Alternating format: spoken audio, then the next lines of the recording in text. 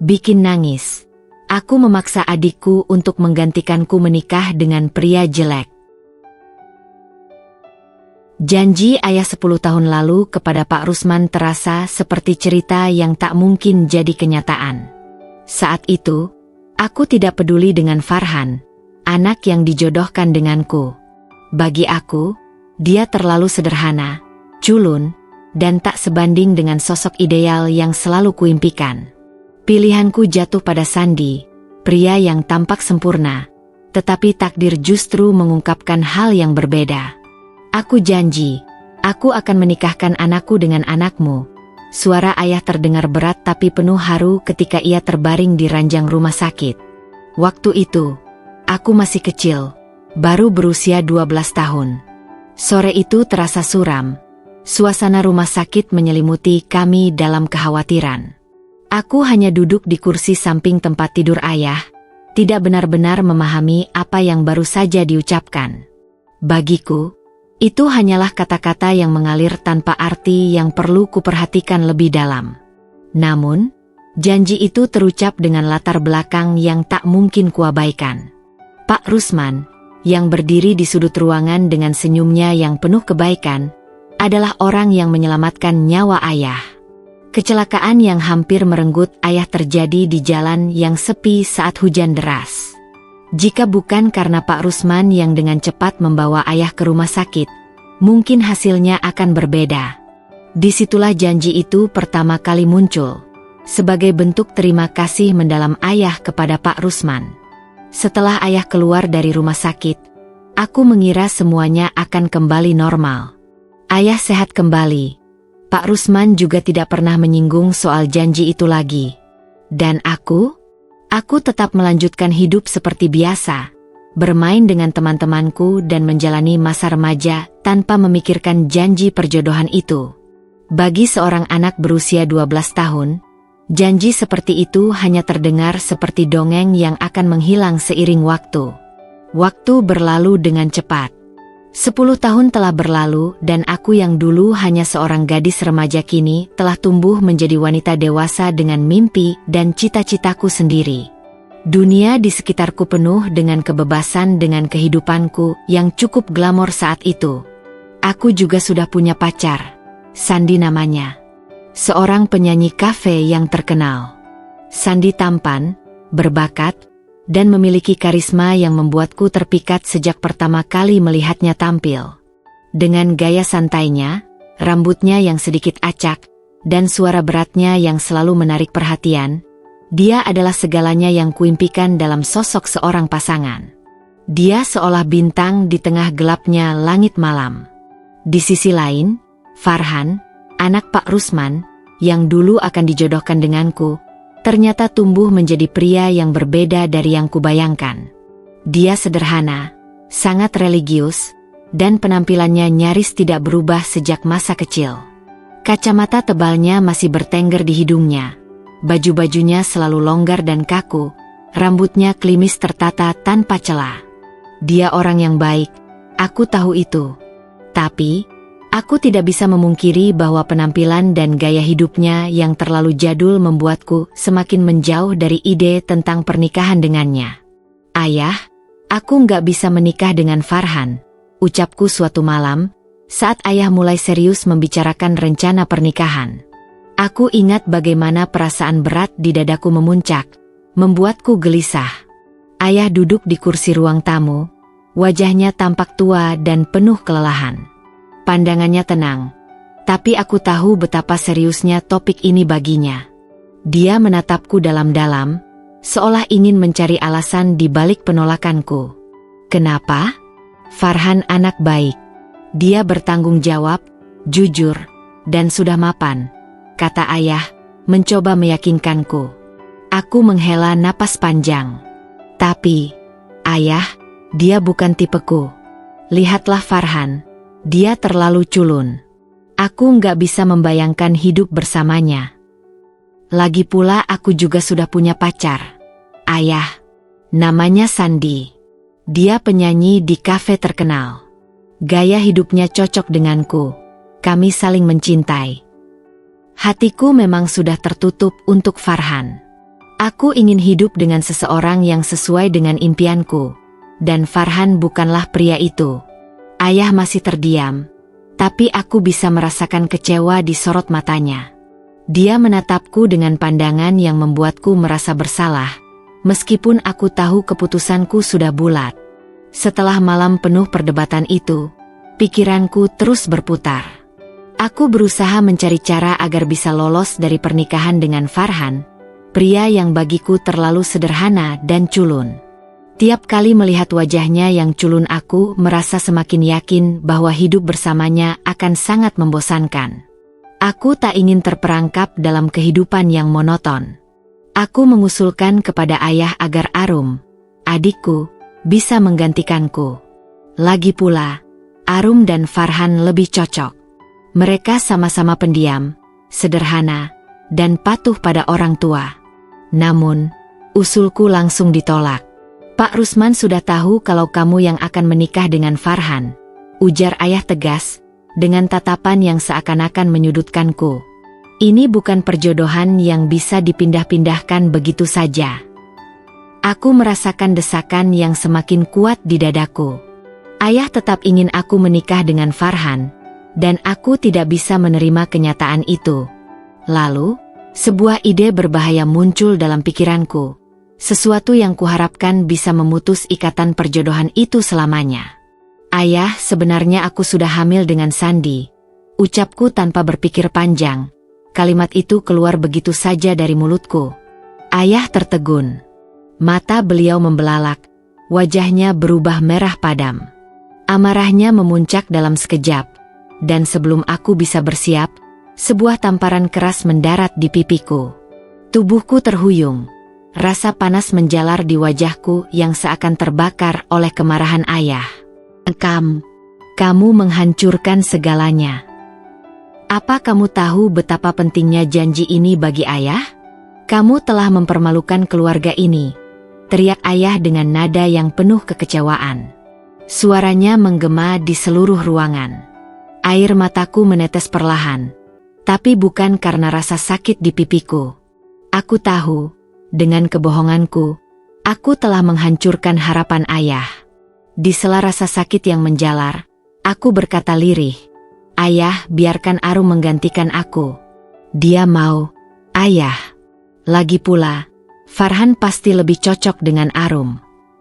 Ayah menghela napas panjang, marahnya mulai mereda meski jelas masih terasa kekecewaan yang mendalam. Setelah perdebatan yang panjang dan penuh emosi, akhirnya ayah setuju. Arum, adikku, bersedia menggantikan aku sebagai calon istri Farhan. Dia memang selalu menjadi anak yang penurut, tidak pernah banyak menuntut seperti aku. Dia menghormati keputusan orang tua, bahkan ketika itu berarti harus menikah dengan pria yang sama sekali tidak dia cintai. Awalnya, aku bisa melihat keraguan di mata Arum. Namun, dia tetap menerima pernikahan itu dengan pasrah. Berbeda dengan aku, Arum tidak banyak protes, meski aku tahu hatinya pasti bertanya-tanya tentang masa depan yang akan dia jalani bersama Farhan. Sementara itu, hidupku dengan Sandi berjalan dengan cepat. Kami menikah hanya sebulan sebelum Arum dan Farhan melangsungkan pernikahan mereka. Pernikahan kami dilakukan secara sederhana, tanpa pesta, tanpa kemewahan, dan tanpa sukacita dari ayah. Ayah bahkan enggan hadir, merasa malu karena keputusanku telah merusak nama baik keluarga. Tapi saat itu, aku tidak peduli. Bagiku, yang terpenting adalah aku tidak perlu menjalani hidupku dengan Farhan.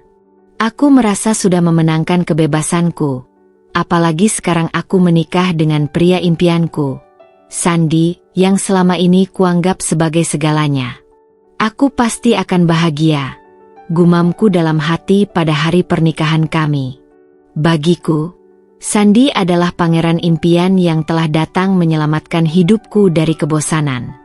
Dia adalah seorang penyanyi kafe yang memesona, dengan senyum lebar yang bisa meluluhkan hatiku setiap saat.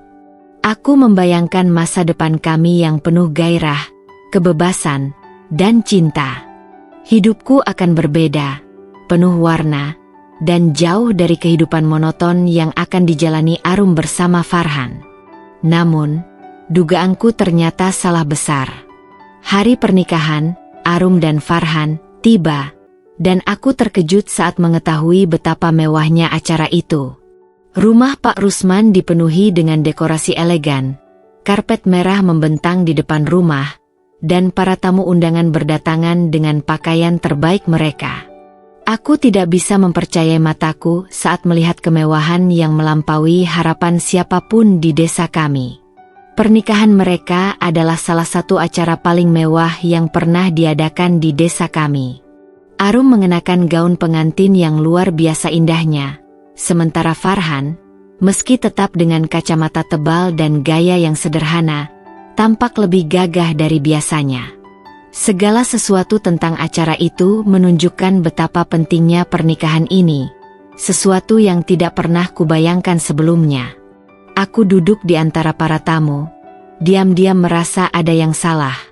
Bagaimana mungkin pernikahan Arum dan Farhan bisa begitu megah? Bukankah Farhan hanyalah pria sederhana yang selama ini kupandang sebelah mata? Kenapa pernikahan mereka justru menjadi acara yang begitu berkelas? Seolah-olah Farhan adalah seseorang yang jauh lebih istimewa daripada yang pernah kubayangkan. Ketika melihat Arum tersenyum lebar, bahagia di samping Farhan, aku merasa hatiku tenggelam dalam keirian. Bagaimana mungkin adikku, yang kupikir akan menjalani hidup yang membosankan bersama pria culun, justru bisa meraih kebahagiaan yang begitu besar? Sementara aku, dengan pernikahan sederhana bersama Sandi, merasa tak lebih dari sebuah pelarian yang hambar. Dalam kebingunganku, aku hanya bisa diam dan menonton. Aku berpikir, apakah aku telah membuat pilihan yang salah? Beberapa bulan setelah pernikahanku dengan Sandi, harapanku untuk kehidupan yang indah mulai hancur. Sandi, pria yang dulu kupikir sebagai pangeran impianku, mulai menunjukkan sisi gelap yang tidak pernah kubayangkan. Awalnya, dia hanya pulang larut malam dengan wajah lesu dan bau alkohol yang menusuk hidungku. Setiap kali kutanya dari mana dia selalu menjawab dengan nada tinggi, penuh kemarahan. "Ngapain kamu nanya-nanya? Urus aja hidupmu sendiri," jawabnya dengan suara keras suatu malam. Aku mencoba memaklumi, berpikir mungkin pekerjaannya sebagai penyanyi kafe membuatnya lelah, atau mungkin dia stres karena tekanan hidup. Namun, semakin hari, sikapnya semakin memburuk. Bukan hanya kemarahan dalam suaranya yang kurasakan, tapi juga tekanan emosional yang terus menghimpitku. Sandi mulai berkata kasar, mencemooh apa saja yang kulakukan. Mula-mula hanya kata-kata pedas yang melukai hatiku, tetapi lama-kelamaan, kekerasan fisik pun mulai terjadi. Pukulan pertama datang begitu cepat, seperti petir di siang bolong. Aku terdiam, terpaku di tempat, tak percaya bahwa pria yang kucintai bisa melakukan hal itu padaku. Tangannya yang dulu lembut kini terasa seperti belenggu yang menampar wajahku tanpa ampun. Rasa sakit fisik yang kurasakan saat itu bahkan tidak seberapa dibandingkan dengan luka di hatiku. Bagaimana bisa Sandi, pria yang dulu kucintai dan kupercaya sepenuhnya, berubah menjadi monster yang tega menyakitiku? Malam-malam yang kulewati setelah kejadian itu dipenuhi dengan ketakutan. Setiap kali dia pulang larut malam dengan langkah terhuyung, aku tahu bahwa kekerasan akan terulang. Aku mulai ketakutan pada suamiku sendiri, pria yang seharusnya melindungiku. Setiap malam aku menangis dalam diam, tak tahu harus mengadu kepada siapa. Ayahku? Aku terlalu malu untuk mengakui bahwa pernikahan yang kubela habis-habisan justru berubah menjadi neraka. Sementara itu, hidup Arum berjalan dengan begitu berbeda.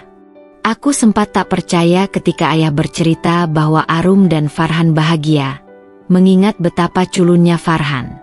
Namun, kenyataannya berbanding terbalik dengan dugaanku. Farhan ternyata jauh lebih dari sekadar pria sederhana dengan kacamata tebal. Dia adalah suami yang penuh perhatian, selalu mendahulukan kebahagiaan istrinya. Arum sering bercerita pada ayah dengan mata berbinar tentang bagaimana Farhan selalu bangun lebih pagi untuk membuatkan sarapan, dan bahkan tak sungkan membantu pekerjaan rumah. Dia pria yang lembut, penuh pengertian, dan selalu ada untuk Arum dalam setiap langkah kehidupan mereka. Kehangatan yang Arum rasakan dari Farhan adalah sesuatu yang tak pernah aku duga. Dan semakin aku mendengarnya bercerita, semakin perih hatiku. Dulu, aku berpikir bahwa hidupku dengan Sandi akan penuh dengan kemewahan dan kesenangan. Sementara Arum akan terjebak dalam kehidupan yang membosankan bersama pria culun yang kuanggap tak pantas untukku.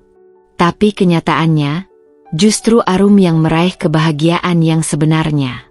Setiap kali aku melihat Arum dan Farhan, aku merasa iri, tapi bukan pada Arum. Aku iri pada kehidupan yang dia miliki, kehidupan yang seharusnya bisa menjadi milikku jika saja aku tidak menolak pernikahan itu. Arum dan Farhan bahkan sudah memiliki rumah sendiri, sebuah rumah besar yang megah di kota. Mereka tidak hanya hidup sederhana seperti yang pernah kubayangkan. Farhan ternyata adalah pewaris tunggal dari bisnis besar keluarganya. Sesuatu yang tidak pernah kuceritakan kepada siapapun karena rasa malu telah menyelimutiku. Bisnis yang dibangun oleh ayah Farhan berkembang pesat, dan Farhan telah mengambil alih sebagian besar operasional perusahaan. Mereka hidup nyaman, memiliki mobil mewah, dan bahkan beberapa asisten rumah tangga serta babysitter yang membantu mengurus anak mereka. Aku merasa semakin tersudut saat mendengar kabar bahwa setiap bulan, Arum juga memberikan uang kepada ayah sebagai bentuk bakti. Aku tahu, meski ayah tidak pernah mengungkit-ungkit, dia bangga pada Arum dan Farhan. Itu membuatku semakin merasa kecil dan tak berguna. Aku, yang dulu merasa bahwa aku adalah anak yang lebih diandalkan, justru menjadi beban. Ayah sudah tidak bisa lagi berharap banyak dariku, terutama setelah hidupku berantakan. Puncak dari penderitaanku terjadi suatu malam ketika Sandi pulang dalam kondisi mabuk berat. Kali ini dia tidak hanya marah-marah seperti biasa, tetapi juga membawa seorang wanita lain. Aku berusaha menahan amarahku, tetapi hatiku terasa hancur melihat dia begitu tidak peduli dengan perasaanku. Apa-apaan ini, Mas Sandi? Kamu bawa perempuan lain ke rumah kita? Tanyaku dengan suara bergetar. Apa masalahnya? Rumah ini rumahku. Aku bisa melakukan apapun yang aku mau, jawab Sandi dengan nada sinis, sambil tertawa dan memeluk wanita itu di depanku. Hatiku hancur berkeping-keping. Tidak hanya dihina, tapi sekarang aku juga dipermalukan di rumahku sendiri. Saat itulah, aku diusir dari rumah bersama anakku yang masih kecil. Aku tak punya pilihan selain kembali ke rumah ayah, tempat yang dulu kutinggalkan dengan sombong. Aku harus menelan ego dan rasa maluku, mengakui bahwa hidupku kini berantakan. Dengan suara gemetar, aku menceritakan segalanya kepada ayah. Tentang betapa salahnya pilihanku, tentang kekerasan yang terus-menerus kuterima dari Sandi, tentang penyesalanku karena menolak Farhan. Ayah terdiam lama setelah mendengar ceritaku. Dia tidak marah, tidak juga menghakimiku. Dia hanya memandangku dengan tatapan penuh kekecewaan dan kesedihan. Ayah selalu berharap kamu bahagia. Tapi kadang, kebahagiaan bukan berasal dari apa yang kita lihat di luar, katanya. Air mataku mengalir semakin deras. Aku merasa begitu bodoh telah memilih ilusi daripada kenyataan yang lebih baik. Kini, aku hidup dengan ayah, tanpa suami, tanpa kebahagiaan, dan tanpa harga diri. Di rumah ayah, aku mulai melihat dengan jelas apa yang selama ini kulewatkan. Arum, yang kukira akan hidup dalam kesederhanaan bersama Farhan, ternyata sudah hidup dalam kemewahan yang tak pernah kubayangkan. Arum juga sering datang ke rumah ayah, membawa keceriaan dan kebahagiaan. Dia selalu berbagi cerita tentang anaknya, rumah barunya, dan kehidupan mereka yang semakin baik. Arum tak pernah sombong. Dia bahkan selalu mengajak bicara padaku, menanyakan keadaanku dan anakku. "Ini untuk kakak ya," kata Arum suatu hari sambil menyodorkan amplop tebal berisi uang. Aku menangis dan tak mengira ternyata Arum masih peduli padaku. Aku hanya bisa duduk terdiam di sudut ruangan, menahan rasa pahit di tenggorokanku. Air mata perlahan menggenang di sudut mataku, tapi aku tak ingin siapapun melihatnya. Aku malu, merasa begitu rendah di hadapan adikku yang dulu selalu kuanggap tak secerdas dan sehebat diriku. Kini, Arum yang selalu penurut, yang tak pernah protes, justru hidup bahagia dan penuh berkecukupan. Sebaliknya, aku harus berjuang untuk sekadar bertahan. Setelah diusir oleh Sandi, aku tinggal di rumah ayah bersama anakku yang masih kecil. Setiap malam, tangis anakku yang kelaparan menggema di kamar kecil tempat kami tidur. Aku tak punya pekerjaan, tak punya uang, dan tak punya suami yang bisa kuandalkan. Hidupku berantakan. Hidup di bawah atap yang sama dengan ayah menjadi saksi betapa jauhnya perbedaan nasib antara aku dan Arum. Arum juga sering membawa bingkisan makanan atau mainan untuk anakku. Sejak menikah dan melahirkan anak pertamaku dengan Sandi, memang Sandi tak pernah sekalipun memberi kebahagiaan untuk anaknya. Dan kini setelah aku tinggal di rumah ayahku, aku harus berjuang keras untuk membesarkan anakku sendiri. Aku terpaksa meminta bantuan ayah untuk memenuhi kebutuhan kami sehari-hari, meski aku tahu ayah tak pernah mengeluh. Namun aku merasa malu menjadi beban untuk ayah, tidak seperti Arum yang justru selalu membahagiakan ayahku. Suatu hari, ketika Arum mengunjungi ayah, aku memberanikan diri untuk bicara dengannya. Aku duduk di ruang tamu, menatap adikku yang tampak begitu bahagia dan bersinar. "Arum, maafkan kakak sudah banyak salah denganmu." Suaraku bergetar. Arum tersenyum lembut dan menggenggam tanganku. "Kak, tidak ada yang tahu bagaimana masa depan. Mungkin dulu kakak merasa keputusan itu yang terbaik. Sekarang, kakak masih punya kesempatan untuk memperbaiki semuanya." Aku menunduk, air mata mulai jatuh tanpa bisa kutahan lagi. Penyesalan itu begitu mendalam, terutama setiap kali melihat Arum yang hidup dalam kebahagiaan yang dulu kukira tak mungkin didapatnya. Farhan, yang dulu kuabaikan, kini menjadi sosok yang penuh kasih, perhatian, dan kesuksesan. Sementara Sandi, pria yang dulu kupuja, kini hanya tinggal kenangan pahit dari kehidupan yang gagal. Akhirnya dengan restu dari ayah aku pun mengajukan cerai ke Sandi. Setelah perceraian resmi dengan Sandi, aku mulai mencoba menata hidupku kembali. Meski berat, aku harus menerima bahwa semua ini adalah akibat dari keputusanku sendiri. Setiap malam aku merenung, memikirkan betapa salahnya pilihanku dulu. Tapi aku juga tahu, tidak ada gunanya terus meratapi nasib. Aku harus bangkit, bukan hanya untuk diriku sendiri, tetapi juga untuk anakku. Dengan bantuan ayah dan Arum, perlahan-lahan aku mulai membangun hidup baru. Aku mulai mencari pekerjaan kecil-kecilan dan menabung sedikit demi sedikit. Walaupun hidupku tidak seindah kehidupan Arum, setidaknya aku masih punya kesempatan untuk memperbaiki kesalahan-kesalahan masa lalu. Kisah hidupku adalah cermin yang memperlihatkan betapa pentingnya memahami arti kebahagiaan sejati. Bukan soal penampilan atau status, tapi soal ketulusan hati dan cinta yang tulus. Aku pernah memiliki segalanya, tapi kemudian kehilangan semuanya karena salah memilih. Sementara itu, Arum, yang dulu kuanggap mengambil jalan yang kurang menarik, kini hidup bahagia dengan Farhan.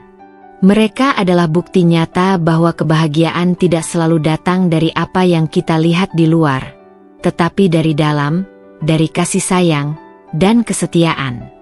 Penyesalanku mungkin takkan pernah hilang, tapi kini aku belajar untuk menerima dan berusaha menjadi pribadi yang lebih baik.